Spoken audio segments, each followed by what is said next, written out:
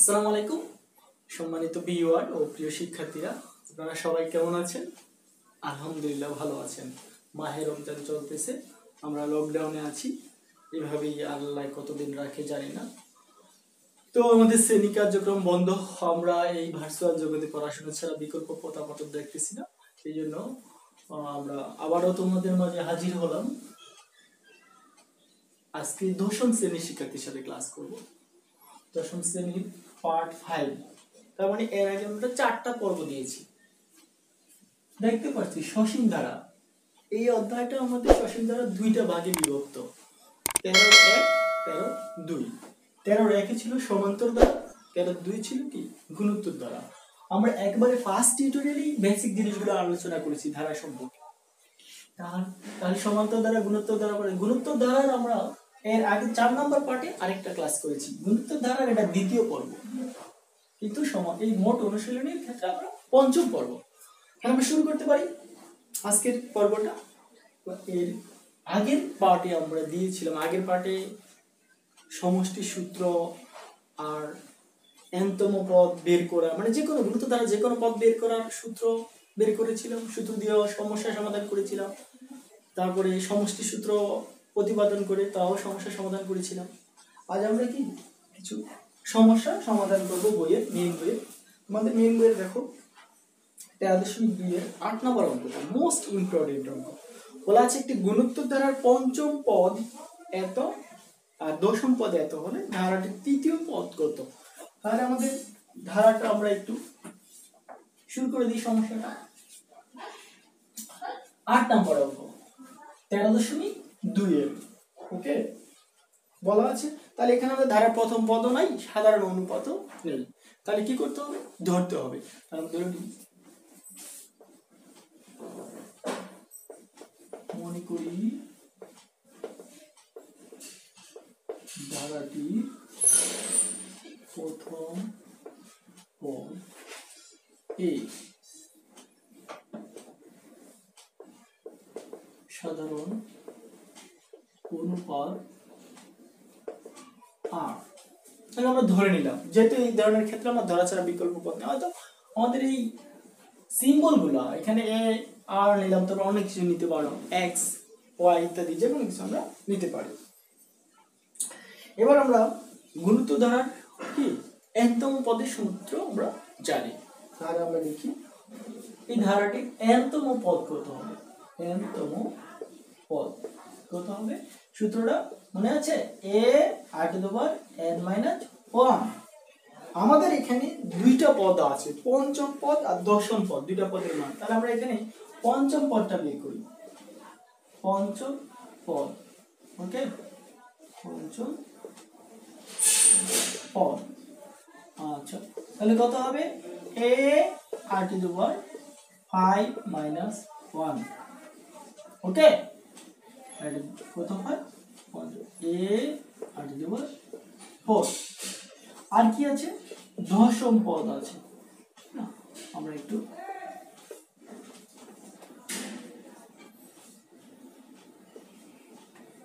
দশম পদ আছে।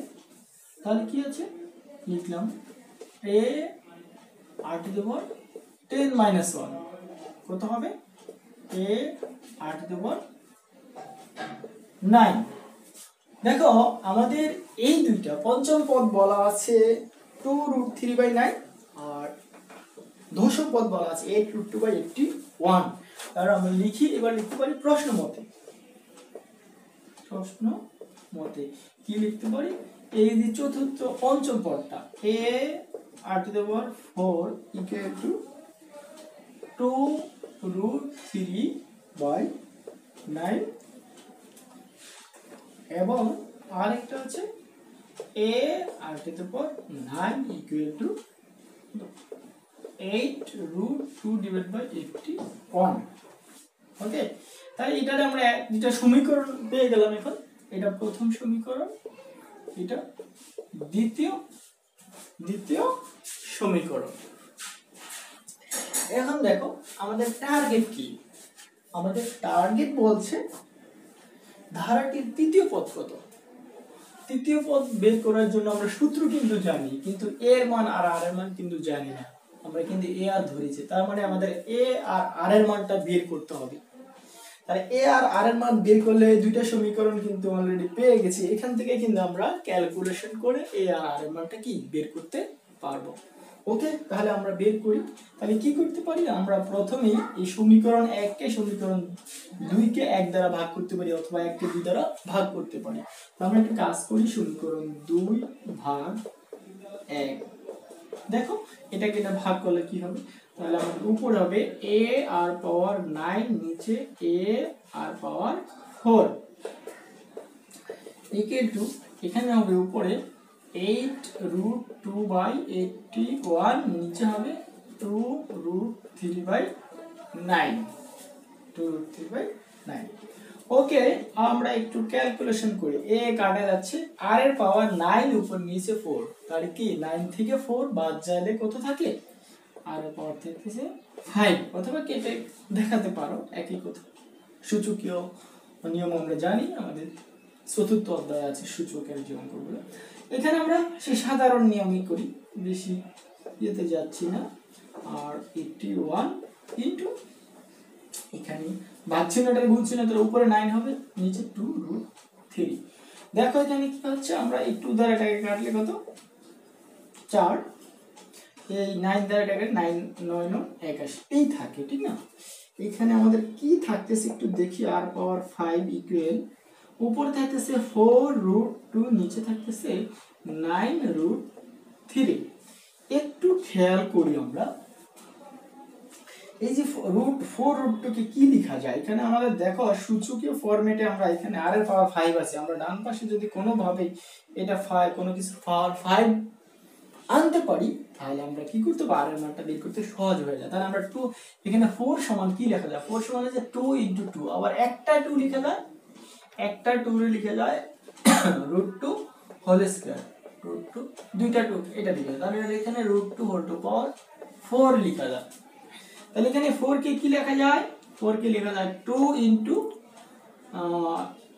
2 আর এসে কত √2, এটা একটু প্রথম ভাঙিয়ে দিলাম, এখানে 3 * 3 আর এসে √3। আমরা একটু এখানে চলে যাই,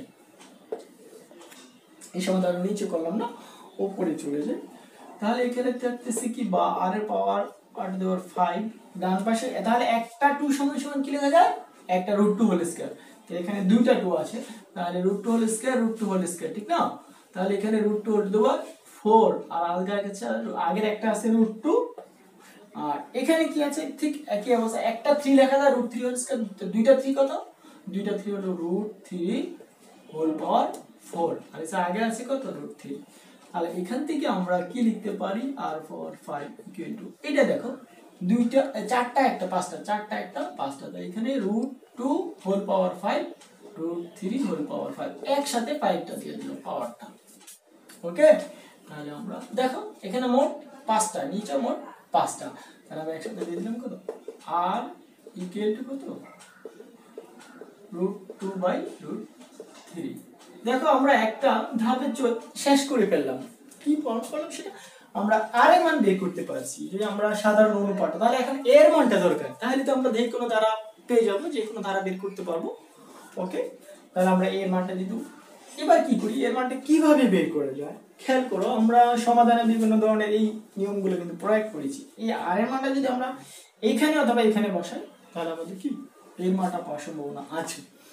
ওকে, তাহলে আমরা 1 নং এ বসাবো না 2 নং এ বসাবো, তাই 1 নংটা একটু ছোট দেখা যায়, কারণ r এর পাওয়ার কত আছে, 4 আছে, এটা বড় আছে, তাহলে আমরা 1 নং এ বসাই। তাহলে 1 নং হতে পাই a r power 4 equal two কত আছে, 2√3/9।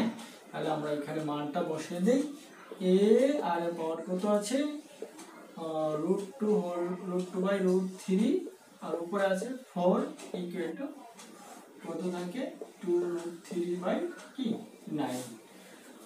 ওকে, এইবার দেখো আমরা উল্টা কাজটা করবো, আগেটা যেমন আমরা এখানে এই দেখো √4 আনছি, কিভাবে, কোথা থেকে আনলাম, 4 এর জায়গায় লিখছি √2 হোল পাওয়ার 4, তাহলে এখানে √2 হোল পাওয়ার 4 এর মান কত, 4, সেই মানটা বসিয়ে দিই, এর মান এখানে হবে 4 আর এখানে হবে 9।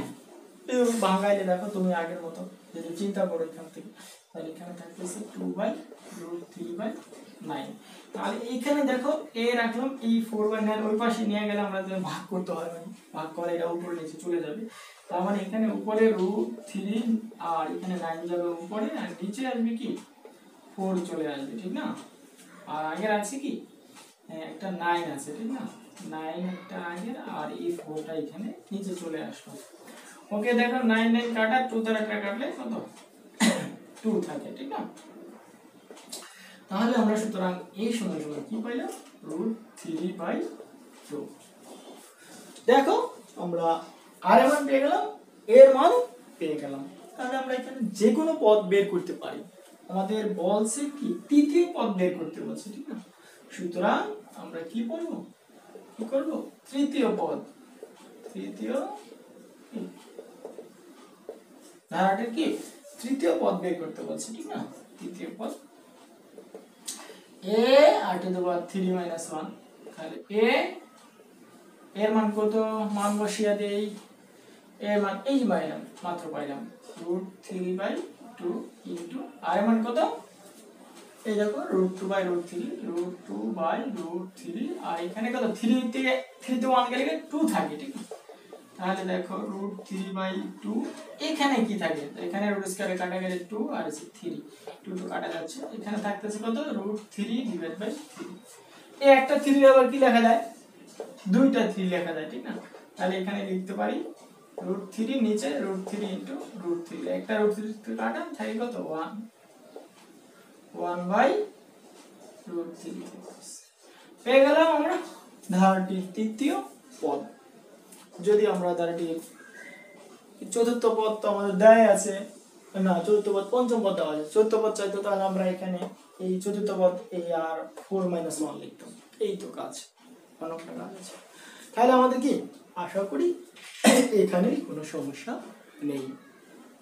ওকে, এইটা একটা গুরুত্বপূর্ণ সমস্যা আমাদের জন্য, মানে এই অঙ্কটা বিভিন্ন সময় থাকে, সৃজনশীলের জন্য খুব গুরুত্বপূর্ণ। এই ধরনের আমাদের অনেক প্রশ্ন বিভিন্ন বোর্ড দেখলেই তোমরা দেখবা এই অঙ্কগুলা, এই অঙ্কটা হয়তো বিভিন্নভাবে চেঞ্জ করে দিতে পারে। এখানে আমাদের বলা আছে পঞ্চম পদ বলা আছে, এবং এইটা বলা আছে 2√3/9। এখানে পঞ্চম পদে আরেকটা জিনিস দিতে পারে, যেমন আমাদের দেখো এখানে ঠিক এখানে আছে আমাদের, সেটা হলো একটা অঙ্ক 23 নাম্বার অঙ্ক আছে, গুণিত ধারার প্রথম পদ a সাধারণত r হলে ধারাটির চতুর্থ পদ -2 আর নবম পদ আছে a√2। আমরা এটা এই 23 নাম্বারের খ নাম্বার অঙ্কটা তোমরা ঠিক এভাবেই বের করতে হবে। তাহলে তোমরা ইচ্ছা করলে কি এটার মতো করতে পারো, কি 23 ক খ সাজাতে পারো এভাবে। এখানে দুইটা অংশ পাঠ হয়েছে, 23 এর ক খ তোমরা কি বাসায় করতে পারো নিজেরা। তো তোমরা করবা, কইরা আমার কি ছবি উঠে আমার কমেন্ট সেকশনে যুক্ত করবা। এবার দেখি আরেকটা সমস্যা সমাধান করতে পারি কিনা। প্রিয় শিক্ষার্থীরা, আমরা এবার 10 নম্বর সমস্যাটা দেখি। 10 আর 11 একই রকম অঙ্ক, ঠিক না? আমরা 10 পারলে 11 বলা আছে এই ধারাটি গুণোত্তর ধারাভুক্ত হলে x এর মান নির্ণয় করো। তার মানে একটা 5 + x + y + 135, এই ধারাটা একটা গুণোত্তর ধারা। ওকে, তাহলে আমার প্রথম পদ দেওয়া আছে, দ্বিতীয় পদ নাই, তৃতীয় পদ নাই, চতুর্থ পদ দেওয়া আছে। হ্যাঁ, তাহলে আমরা দেখো x এর মান বের করতে বলা হয়েছে।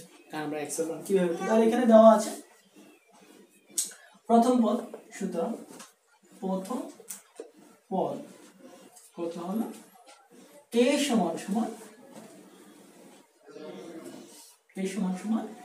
5। ওকে, তাহলে একটু খেয়াল করে দেখো, আমরা এখানে দ্বিতীয় পদটা কি আছে, দ্বিতীয় পদ সূত্র যদি আমরা প্রকাশ করি, দ্বিতীয় পদ আছে সূত্র হলো a r⁻2 - 1, আর সেই মানটা কি দ্বিতীয় পদটা সমান সমান কত x। ঠিক তৃতীয় পদ, তাহলে এখানে এক কথা হলো, এটা হলো a r = কত x, এটা দিলাম আমরা 1 নং সমীকরণ। এবার দেখো তৃতীয় পদ কত আছে, এ আর 3 মাইনাস 1 সূত্র অনুসারে, এই যে n তম পদের সূত্র, n তম পদ সূত্রটা তোমরা জানো কি, a r to the power n minus 1। তাহলে আমরা তৃতীয় পদ 3 মাইনাস 1 আর এই মানটা আমাদের এখানে দেওয়া আছে y, ঠিক আছে। সুতরাং a r square equal to কত, y। এবার দেখো এটা কি, তৃতীয় গেল চতুর্থ পদ, a r 4 মাইনাস 1 ইকুয়াল কত আছে 1 3 5। তাহলে এখান থেকে পাইলাম কি, এখন একটু খেয়াল করো, আমরা এর মানটা বসিয়ে দিই, এর মান কত 5, আর এর মান কত থাকে 4 এর থেকে এক গেলে 3 থাকে, আর 1 3 5। তাহলে এখানে আমাদের 5 দ্বারা ভাগ করে দিই, তাহলে থাকে কি r কিউব ইকুয়াল টু 27। 5 দ্বারা যদি আমরা 135 ভাগ করি, উভয় পক্ষে 5 দ্বারা ভাগ করে দিই, তাহলে এখানে r কি লেখা যায়, r পাওয়ার কি কিউব আর r এর পাওয়ার কত, এখানে 3 পাওয়ার 3 লেখা যায়। তাহলে দুটো পাওয়ার একরকম আছে, তাহলে সূচকীয় সূত্র অনুসারে আমরা লিখতে পারি r ইকুয়াল টু কত লিখতে পারি 3 লিখতে পারি।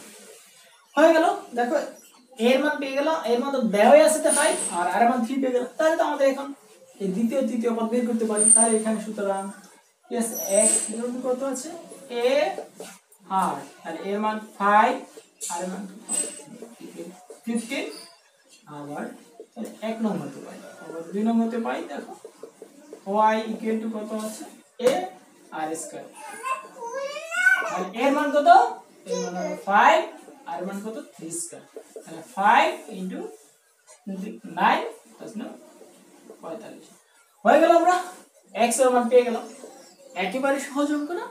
হ্যাঁ, আমাদের একটু মনে রাখতে হবে এখানে কি শুধু সূত্রটা একদম পদের সূত্র, এটা আমাদের কি দ্বিতীয় পদ, এইটা তৃতীয় পদ, এটা এই মানটাই কিন্তু x দেওয়া আছে, এটা ইচ্ছা করলে আমরা প্রশ্নের মধ্যে লিখতে পারো, আর না সরাসরি লিখে দিলে হবে। সুতরাং তৃতীয় পদে একটা চতুর্থ পদে আমাদের তিনটা পদ ব্যবহার করে প্রথম কি r এর মানটা আমরা বের করে ফেললাম। r এর মান পাইলাম কি, তো r এর মান পাইলাম আমরা এখানে, আবার r এর মানটা এখানে বসিয়ে দিলাম, আর r এর মান বসিয়ে দিলে x এর মান পেয়ে গেলাম 15 আর y এর মান পেয়ে গেলাম কত 45। তাহলে আমরা কি পেয়ে গেলাম, এই 10 সমাধান করতে পারলাম, 11 বলছিলাম একরকম। এরকম আরো কিছু আছে তোমাদের বইয়ে যে অঙ্কগুলো আছে সেগুলো, যেগুলো পারো তোমরা করে ফেলবা। বিশেষ করে তোমরা ইচ্ছা করলে আরো কিছু যেমন আছে 12 13 যদি পারো করে ফেলবা। আর আমরা আরেকটা পার্টে দেখি এটা শেষ করতে পারি কিনা এই সাবজেক্টটা, পরে আরেকটা পার্ট করে পরে সৃজনশীল প্রশ্ন নিয়ে আসবো আরেকটা পার্টে। ওকে, তাহলে আজ এখানে রাখো, ভালো থাকবো। আর আমাদের সাথে থাকার জন্য আমাদের চ্যানেলটা কি সাবস্ক্রাইব করে রাখবা, তাহলে নোটিফিকেশনটা অন করে রাখবা।